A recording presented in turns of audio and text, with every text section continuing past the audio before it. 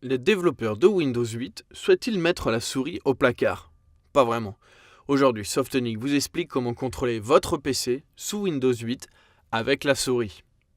Première étape, débloquez l'écran de démarrage.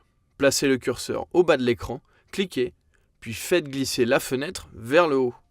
Si vous avez opté pour le Picture Password, le nouveau système de mot de passe utilisant une image, vous êtes le seul à connaître les gestes pour ouvrir la session.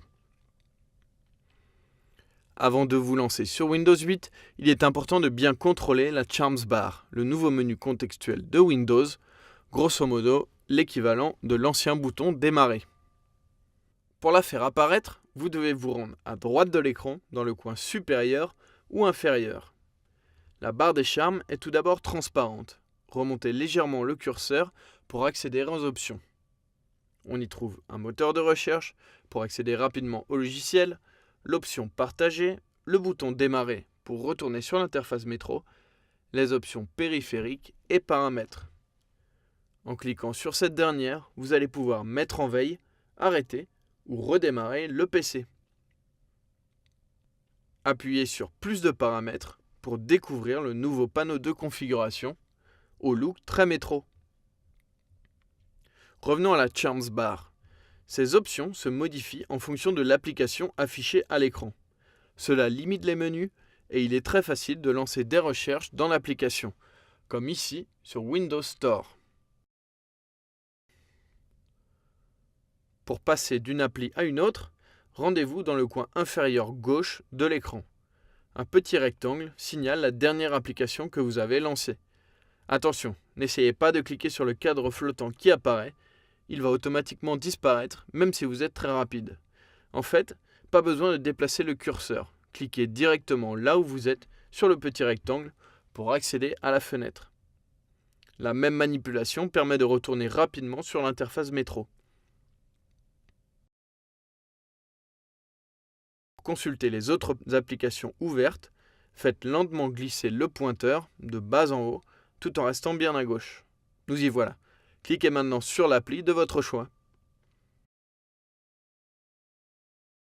Vous pouvez profiter de l'écran séparé en sélectionnant l'un des logiciels, puis en relâchant le clic gauche lorsque la fenêtre se trouve dans la partie gauche ou droite de l'écran. C'est un système pensé pour travailler sur deux applications à la fois.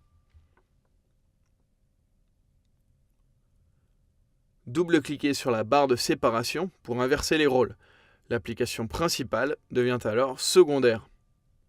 Pour revenir au mode plein écran, cliquez et déplacez la barre de séparation vers l'une des extrémités.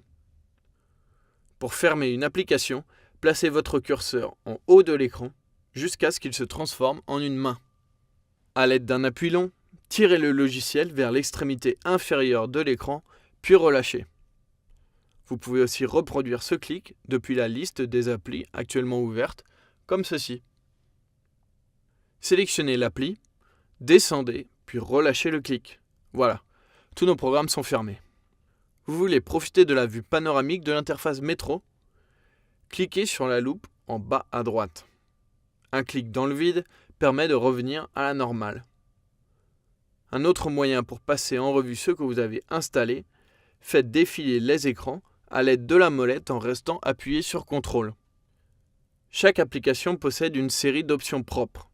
Il est possible de les faire apparaître en cliquant droit dans le vide. Le menu additionnel peut être activé depuis la partie supérieure ou inférieure du logiciel. L'interface métro présente elle aussi sa barre des tâches. Ce menu permet d'accéder rapidement à toutes vos applications, au nouveau gestionnaire de tâches et bien d'autres encore. Qui dit Windows 8 dit également Internet Explorer 10. Le navigateur propose dans sa version métro des raccourcis intéressants à connaître.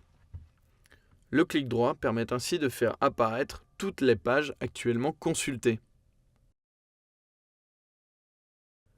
Passez sur la partie inférieure pour retrouver la barre de recherche et ses options. Pour zoomer sur une page, il vous suffit de scroller tout en maintenant le bouton CTRL enfoncé.